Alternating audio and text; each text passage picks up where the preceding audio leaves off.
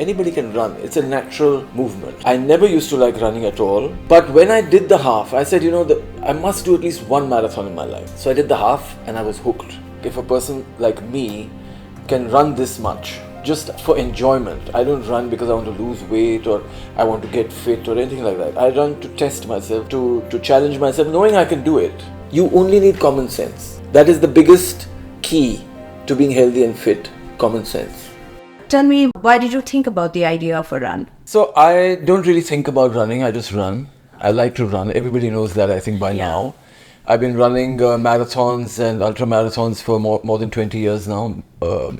Ever since the first Mumbai marathon, in which I did my first half marathon. And about 3 or 4 years ago, I thought that, I should do something around Independence Day because it's such a special day and you want to celebrate, and then to celebrate in a way that you enjoy makes it even better. So of course, these are special days like birthdays and anniversaries and all kinds of things. You always do something that you want to do. So I thought I'd do a long run because it's also a way to challenge myself. At least once in a year, I take out some time. So I do a long run, maybe 100 kilometers, 200, 300, 400, whatever I have time for, but up to 400. More than that is a little too much, I think. And I do one cycle ride also once a year. Otherwise, I don't cycle at all. So I take out 1 week, 7 days, and I do 1,000 kilometers. Again, it's just to test my level of fitness. Am I moving in the right direction? I don't train for it or anything like that. So I started this, and of course, it got a lot of attention from other runners and even the media. And the messaging is quite simple, actually. So it's like if a person like me can run this much, just for enjoyment. I don't run because I want to lose weight or I want to get fit or anything like that. I run to test myself, to challenge myself, knowing I can do it. When did you start running, Milind? 22 years ago. 22 years. Yeah, I just said that at the first Mumbai marathon. Yeah, Mumbai. So that time you had, and you didn't have a history of running for fitness or... No.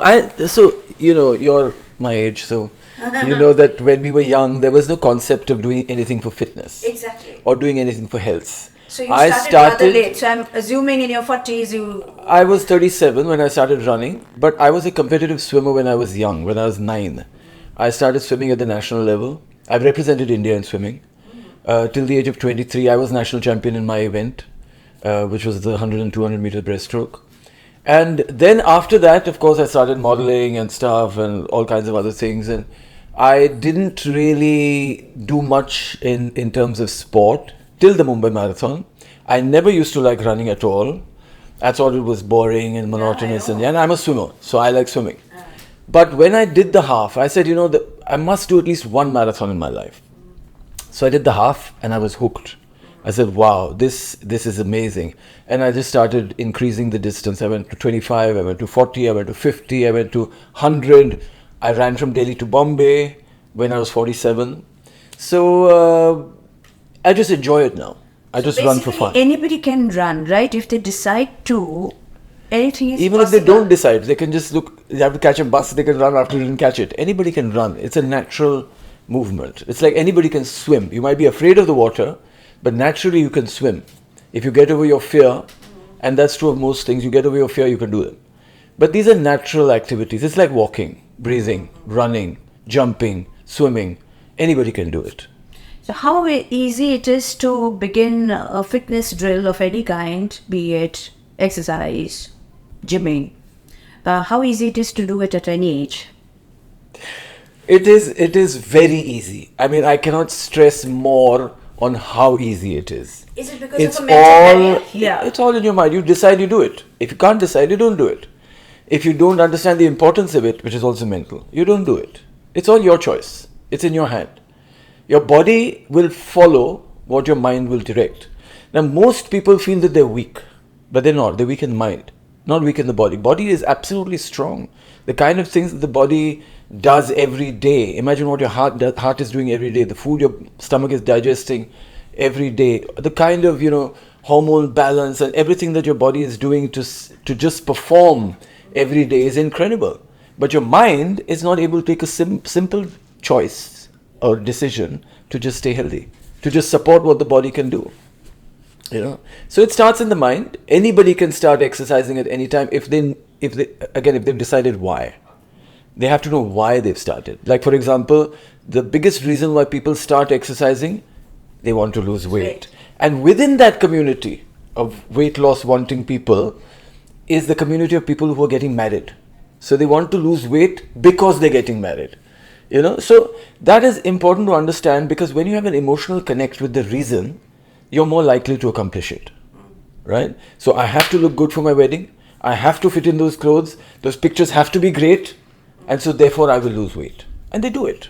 They absolutely do it. After that, they may put on weight again or, you know, live their lives the way they want. But because they have that emotional connect and it becomes so important to them that they do it. So if you decide that something is important, and we know this, you decide it's important, you'll do it. So why do you think is the physical activity graph generally so low among Indians? What is it? It's not low amongst Indians. It is low amongst everybody, every human. And there is a reason for that. In fact, I'm doing a campaign for a company called Lifelong, which is called Fight Lazy. Okay. We're all lazy. I'm lazy. Everybody's lazy. I don't like waking up early in the morning. The reason for that is we are wired to conserve energy, right? All living beings. You will expend energy only to fight or run away or to find food. These are the three things that are the most important things where you have to expend energy. If you don't have to do these three, you will conserve that energy. So earlier, we used to do everything manually. You know, we had to work hard. We were in the fields, we were in the forest, we were hunting, we were gathering, we were doing all those things. Now, we have technology, which does a lot of the stuff that we used to be doing. So we're just sitting doing nothing. And because we don't have that movement, we have to think up a cause, like to exercise. That's why exercise has become a concept. There was no concept of exercise. That is true. There was a concept of hard work, which people did to survive. But now the concept of hard physical work and even mental has gone because computers are doing it. Or robots are doing it. Or who knows who's going to do it in the future, but we are not doing it. So we are still stuck with that idea of conserving energy. So we want to sleep. If we don't have anything to do, we are sitting on the couch or on the sofa or watching TV or playing on our phones. We don't feel the need to be active. There's no need. So we have to create that need. That's why I challenge myself. Like I said, this run or any other run is for me to challenge myself to make sure everything is working. My body is working, my mind is working, my hormones are in balance, my digestion is working, my immune system is working. It has to be working so that I can enjoy my life. That is my goal. Why do I want to be fit? Because I want to enjoy my life and do anything that is there to be enjoyed. Anything. I shouldn't feel like, oh, I can't do this because nothing. Absolutely, absolutely. And I think this is the thing about Indians. We also have a mental barrier. Post 40s, we said, okay, much of life has happened and we've achieved what we had to, and therefore let's just relax. Absolutely. So that is a cultural thing. So one is the natural thing that we are all lazy. The second one, and when I'm saying all, I mean most of us. Some people might fight with me and say, I'm not. So we have laziness, which is natural, and we have a culture which says that, oh, now bachon ko karne do. Let the children do it. Now I'm 45. Now is my time to relax. But relax and do what? To me, when I think about it, why do you want to relax? Life is there to be enjoyed. It's short. It's maybe 80 years, 90 years, 70 years. If you're relaxing now, where are you enjoying life? Exactly. You know? And so do you think that agelessness or extending life or expanding your lifespan depends on you pretty much? Well, I don't think it's important to extend life. I think it's important to enjoy life. You don't know how long you're going to get. So you have to enjoy every moment. You know, that is the main thing. If you understand that, then you'll just get out and do stuff. You know, you experiment, you'll explore, you challenge yourself mentally, physically, and in every which way. You won't stop and say, oh, what will people say? Maybe I'll fail. No, you'll go out and enjoy yourself. Experience, which I think now, they say the world is moving towards. All the younger generation, they want to experience more and more rather than buy things and keep them. They want to get out, visit different countries, see different cultures, eat different food, just explore. This is fantastic. It also brings me to a serious question before I... But all these were serious questions. Okay. Now, India also sadly, unfortunately, is also currently one of the sickest nations on earth, be it topping in diabetes, cardiovascular diseases. So And they are saying that both these metabolic syndromes, as they call them, happen at least 10 years before other populations, because genetically it happens. So for young Indians out there, or even older Indians, what should the plan be in terms of fitness, which is workable in everyday life? It's so simple. No, but the thing is, you don't need mental barrier about taking out time for exercise. That is. But again, that's everywhere in the world. 20 minutes, so I have to. It's everywhere in the world. I mean, you look at any country, how much of the population is fit? How much of the population is healthy? Any country, right? It's the same thing. It's a cultural thing. It's a natural thing. It is up to every individual to decide that they want to be healthy, they want to avoid lifestyle disease, they want to enjoy their life. These are simple things and simple decisions. And they have to. It has to be taken at an individual level. So I don't even think of the numbers. Like we are leading the world in diabetes and leading. It boils down to every single person. Do you want diabetes? Do you want heart disease?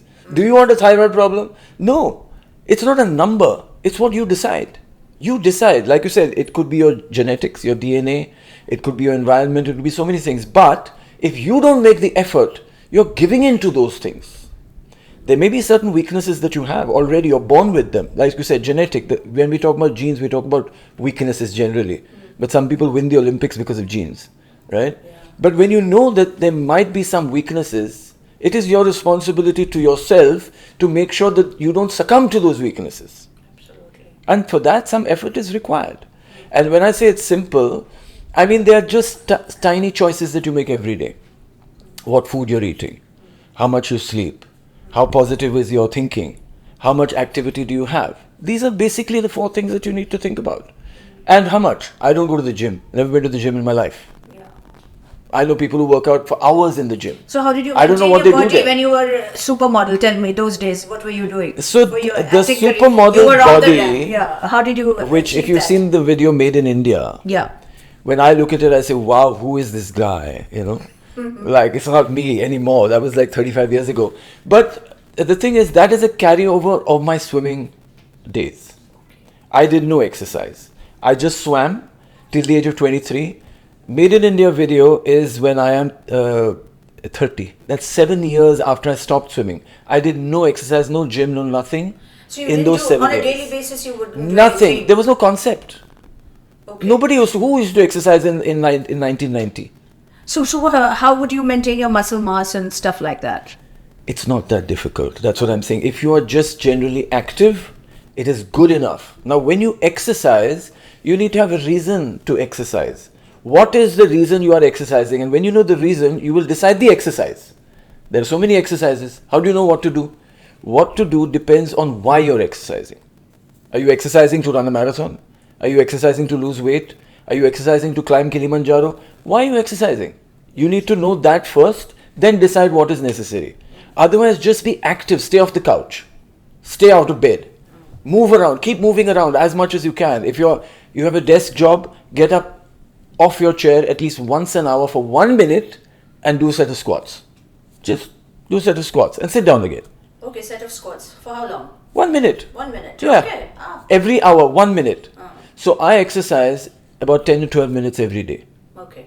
That's it. So let's go through your daily routine. 10 or 12 minutes every day, not at one time. Okay. Maybe 2 or 3 minutes when I wake up.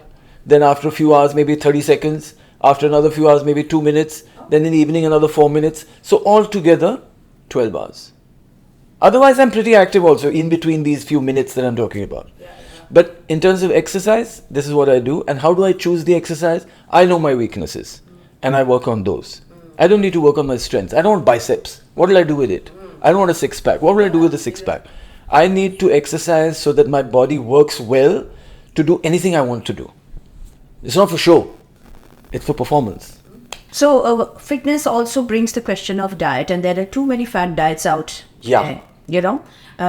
One of them is, of course, time restricted, intermittent. The other is the food you have to eat. Yes. Oh, you can't eat this. No, this is not good for you. Yes. Too much carbs. No, this is too much protein. Yes. You shouldn't eat your Indian kind of diet. You should try quinoa. Yeah. So there are a lot of fad diets out there. Yes. But what is the solid, practical diet logic which can keep us fit? Well, it's basically what all nutritionists, I think, talk about. I don't listen to a lot of people. But no, what works for you? Local and seasonal. Simple whole food. Less refined, less processed, less packaged. I'm not saying none of it, because I eat everything. And if you have to eat packaged food. Sometimes it is convenient, but it's not my first priority. My first priority is whole food, as less refined as possible and as less processed as possible. And packaged food only if I have to, which means I'm stuck somewhere and I can't get fresh food. Otherwise, the best food, home food, cooked by somebody who loves you. That's it. And what is does the food you grow up with have anything to do with your fitness? Isn't it best to align yourself to what your body already knows? Yes, but your body adapts as long as I think the food is simple and the food is whole. Now, what has happened is a lot of food has become entertainment. It's not that I don't eat hamburgers, or I don't eat pizzas, or I don't eat chips, or I don't. Of course, I eat them whenever I feel like, which is rare because I see them as entertainment. I see food as food. We can't mix that. Some food is actually food. Some food is entertainment. It's not even food. It's just packaged like food, to look like food, to smell like food, and taste like food, but it's not food. So you have to tell the difference between the two. What is real food and what is entertainment food? So entertainment food is less. Real food is more. I eat a lot of fruits. As soon as I wake up, my first thing that I eat is fruits. Whatever local, seasonal fruits, papaya, watermelon, grapes, anything. You don't do any calorie counting? Never. I think it doesn't make any sense. Unless you have a medical issue where you have to count calories, or you're so overweight that you need to go into deficit. If you are within the normal range of weight, then just start getting active. You don't have to count calories, according to me. Again, if you're a bodybuilder, maybe you need to count calories. And which kind of calories? So how much is coming from fat, how much from protein, how much from, what's the other thing? Whatever it is. Fat. Good fat. Yeah. But normal people like me don't need to count, right? Like if you're going for the Olympics, you need to count. You need to count every second of what you're doing. You need to count what's happening over here. Every moment. You need that positivity, that psychology. You need every moment, what is your body doing, how much sleep you're getting. You need to count every second, every moment, every calorie. But you're not going for the Olympics. You just want to have a fun life. Give a day in the life of Milind Soman as an example. When you wake up, what all you do, what all you eat. So that, a person in your age group can get a sense of how easy or difficult it is to, maintain fitness on a daily basis. So I just published a book. It's called Keep Moving. Keep Moving, yes. And it actually profiles all three people in my family. That's my mother, my wife, and myself, who all come from 3 different backgrounds, 3 different age. Yeah. We're separated by 26 years. I'm 26 years older than Ankita. My mother's 26 years older than me. So it gives you a very good idea, not what to do, but how to arrive at the best thing for yourself, right? So what I do is not just to be blindly followed by anybody.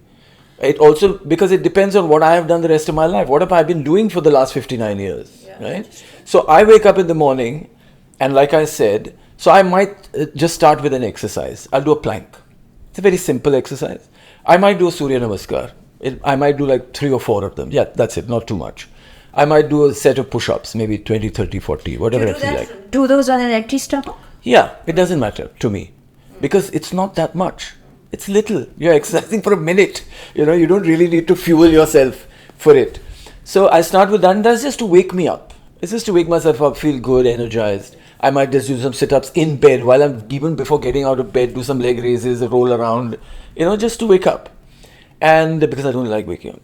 So then I have fruits. If I have some time to run, I run. It depends again. I had to take flight today, no running. So I, whatever fruit is available, cut it a lot. So if it's a papaya, I eat a whole papaya. If it's a watermelon, I eat a whole watermelon. If the mangoes, like 6, 8 mangoes, bananas, 6 bananas. Whatever is there in terms of fruits, I eat, and I eat as much as I feel like.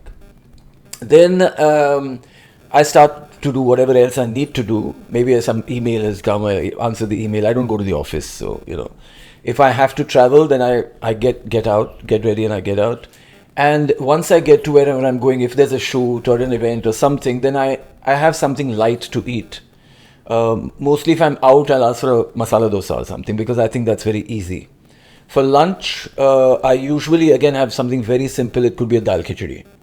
And why I have a dal khichdi is I like dal khichdi, but it's very different all over the country. So you go to South India, the dal khichdi is different. Tamil Nadu is different. Kerala is different. Rajasthan is different. Maharashtra is different. Gujarat is different. Everybody has their version of what a khichdi is. And I love that. I just tell whoever's making it to put more vegetables in it. So I try to eat more vegetables. Again, local and seasonal. Then, like I said, whatever time I have, I got 30 seconds, I do a set of something. Maybe squats, maybe push-ups. If there's a bar, I'll do a set of pull-ups. But that's it. Just one small set. It could be 30 seconds, could be 45 seconds. Then I do again whatever I have to do. But I'm mostly active. So I'm not sitting around and chatting. I don't watch a lot of movies. I don't watch a lot of... I watch maybe 3 movies in a theatre in the year. Maybe less than that. So what is your de-stress then? A mantra? What Running. For de-stress? Running? For me, de-stress is to analyze. I like to analyze things and to see if there is really a problem. And I usually find out there isn't. And it's going to sort itself out, you know.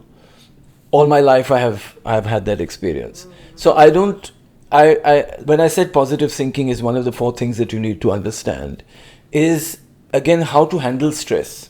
Stress by itself is not bad. It's how we deal with stress that makes it good or bad. Hunger is a stress. But when you're hungry, what do you choose? Do you choose khichdi or hamburger? Right?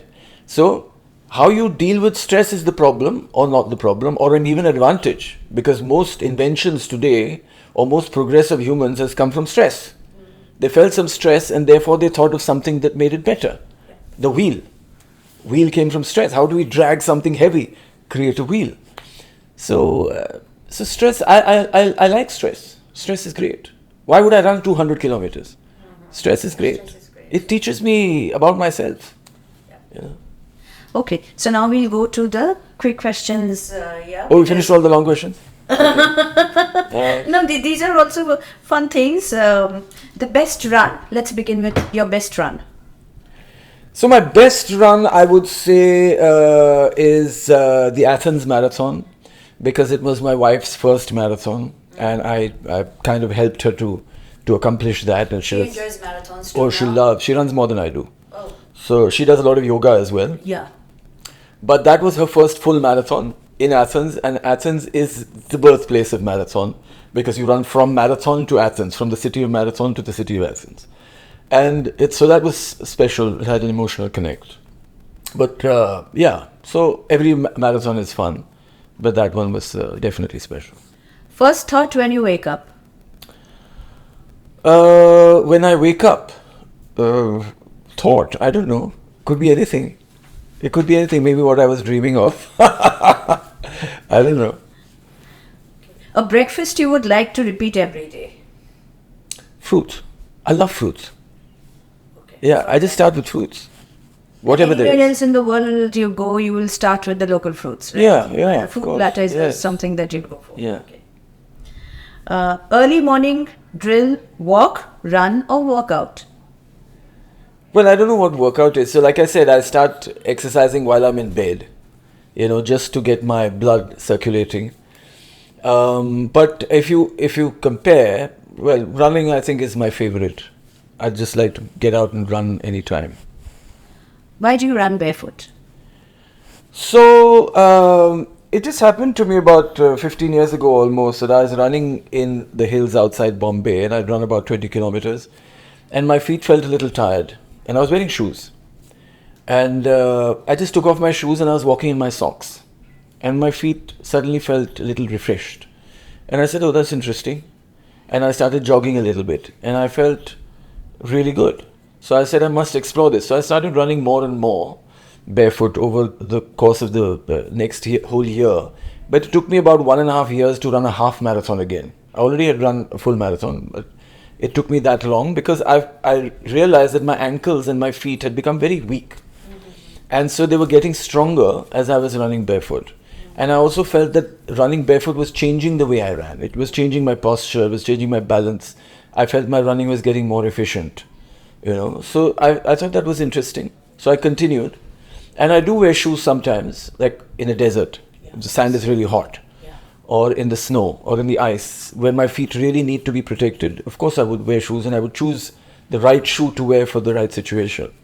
So what's your mindfulness routine? I think I have developed a kind of mindfulness because of sport. Like when you're practicing competitive sport at a very young age, so this was 9 to 23, my entire growing years, you are totally focused on the fact that you have to get better every moment with everything that you do, right? Your sleep, your food, your relationships, your whatever else you're doing. So you're very careful about each moment. Am I doing the right thing for this goal? The only thing important to you is that, to an athlete, to a competitive athlete. You cannot do anything that is going to compromise your speed or your strength or your power, right? So you're always mindful about it. Did I sleep enough? Am I sleeping at the right time? Have I eaten what I'm supposed to eat? Why am I eating this? Why am I not eating that? Even though there's no training for that. And especially at that time, there was no diets, there were no trainer, nutritionists, and nothing. But you had to think about it. Yeah, absolutely. Like, what should I eat? Should I eat this or that? What time should I wake up? What time should I go to sleep? Why am I doing this? Should I have tea? Should I have coffee? Should I not? Should I have milk? You're just thinking every single thing. Also, when you're thinking, you get angry. Why am I getting angry? Because you know that anger is going to compromise again on your effort. So you don't want to be angry. You don't want to be agitated. You don't want to be anxious. You want to be calm. So you are focused on staying calm. You're focused on being relaxed. If something's bothering you, you move away from it. That's it. That's the discipline. You move away from it. You don't move towards it. Some people move towards it. I move away from it. If there's a situation or person that I don't feel comfortable with, I just move away. I don't even get into that space where, oh my God, what's happening? I moved away. So that is a kind of discipline that you learn through self-awareness. And sports is a great teacher of self-awareness. What is your work-life balance mantra? Some people have this idea, 6 o'clock, after that 6 o'clock, no phone calls from office, no emails. I'm available for work at this. Yeah, so, but I think that... So what should be a practical work-life balance mantra? See, today, firstly, you have to understand what is important for you in your life. That is the first step. What is the most important thing for you in your life? To a lot of people, because they don't think about it, is their job. But it's just your job. Okay, you need to make money, but that's a part of you. Now, how big a part, that you decide. Because you have the rest, which is actually contributing more to your life than the money that you're making. It's your family, your spouse, your kids, your mind, your creativity, your emotions. What about all of that? So you have to figure out how to have a more complete life, a full life. You're not living for your job. You're not living to make money. That's not why you're here. So you have to figure out why you're here. What is important? What will make your life amazing? That's the first step. Then you create the balance yourself. Once you decide what's important. If you don't know what's important, you cannot create a balance. Okay, what's your idea of mini breaks? How do you factor them into your busy life? I don't have a busy life. I must be honest. If I had a 9-to-5 job, then yes, I would have to think. But you had busy years. I'm still not that busy. So I'll tell you, when I started modeling, it's a lot of money, right? I mean, compared to other jobs. The acting is even more, but modeling was a lot of money. So I used to make a little bit of money and I used to stop working. Till I finished all my money, then I'll start working again. Because at that time, and even now, money to me was not that important. I'll say, okay, there's a lot of money in the bank, let me do something else. And then I say, I've got only 5,000 rupees left. I have to do I have to do something. And then I used to start working again because there was a lot of work. And I won't say that it was difficult. It wasn't difficult. In fact, at that time, I used to refuse a lot of work because I would not promote alcohol. I would not promote, pan masala. I would not promote chips. I would not promote soft drinks. There were so many things that I felt as an individual, I might do it myself, but I don't want to promote it. I don't want to say this is good and you should do it. I wouldn't do that. So I used to, restrict myself also on what kind of work I can do. So I was not that busy. That was the point. Okay. One last thing. Tips for 1 tip or 3 tips or whatever tip or tips you want to give for those who dread the exercise routine.